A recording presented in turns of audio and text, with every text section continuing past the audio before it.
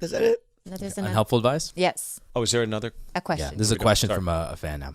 Unhelpful advice with Bobby, Kalila, and Steve Byrne. Did you just do that? Oh, it's a modulator.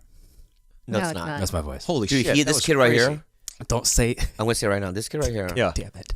Chicago, Second City. Not only that, I told That him, was crazy. I told him to do open for me. He'd never done stand-up before. Yeah. I'm not kidding you. He rocked the house. He'd never done it before. Yeah. This guy is a natural. Natural. But he won't do it because he wants to be on a TV show and audition. You fucking idiot. Go ahead.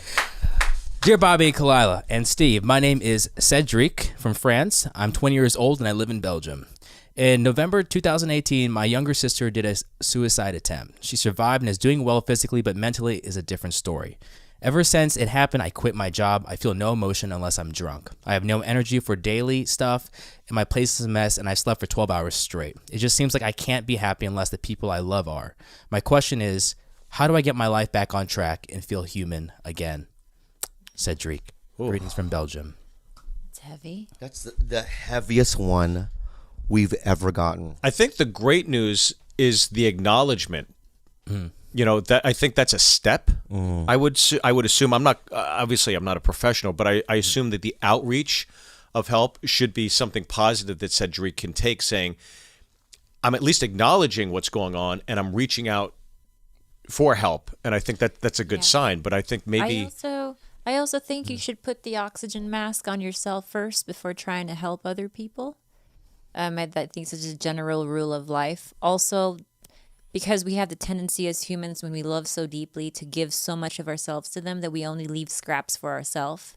And I think that's probably what's happening. He's been so emotionally invested in his sister's well-being that he's given just scraps to himself. So I think that he needs to focus on him getting better, putting the blinders on, and only then he'll be able to finally get his sister to maybe, lead her in the right direction. It's not as bad, but it kind of reminds me of when I got sober the second time, and my brother was sober. But when I relapsed, he had to relapse, and so when I got sober the second time, my brother was still using, right?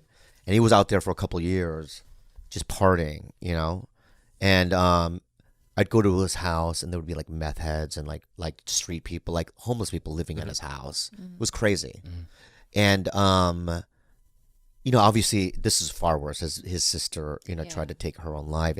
I'm so sorry, but eventually you just have to, it's tough love is a difficult thing to say. You kind of have to just, like she said, live for you come first. Take care of your. And both of you have to seek therapy.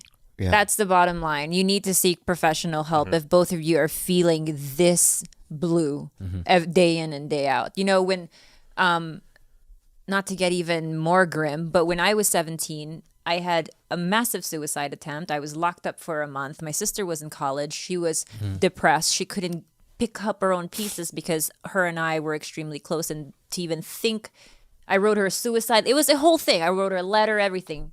But because she was so strong, right. and she really was able to pick me up in her own way.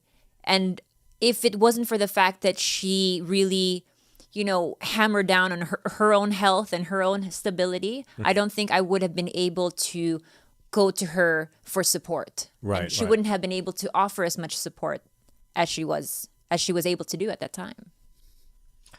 So get healthy first. You can't help anyone unless you get healthy.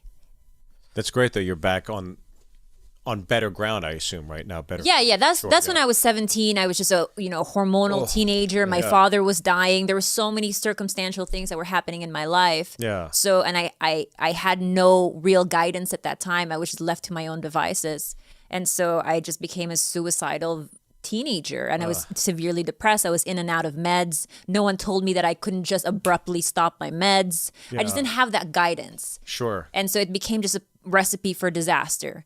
But thankfully, my sister, who's almost 2 years older than me, she really had it together. Yeah. And it seems like they have a similar age gap too. So if you think you're that person in her life, then focus on yourself first before you reach out to her. Well, thank God, he's getting the answer from you. I mean, I don't know if that's the right answer, but that's what. You got through it, so I'm sure. You know. Let's end on a happier Why are you looking note. at Steve? Why don't you unbury a hatchet or two? What happened? I don't know. I got really emotional. Oh, I fell for this once. He's gonna Very reverse good. reverse hatchet. Very good right now. You're learning. Padawan. Padawan. Shut the fuck up. Fuck you. Fuck you. Okay. All right. Thanks for the call. And you want money for the Oasis? Yeah, great band. Oasis. Yeah. So you literally fake cried I to was goad really me getting into a reaction earlier in the show. Yeah. It's fucked up. Did you watch the Oasis documentary? Loved it. I loved Yeah, it too. so did we. Liam Gallagher's comes out this week. One on him. I loved it. Yeah, I'm excited for that. And that's when I felt guilty watching it, throwing your fucking CDs. Because I remember being on the freeway. Throwing it out on the five. You know what? In fact, when we watched the documentary, a couple times he was like, "Wow, I feel really bad." I'm being real.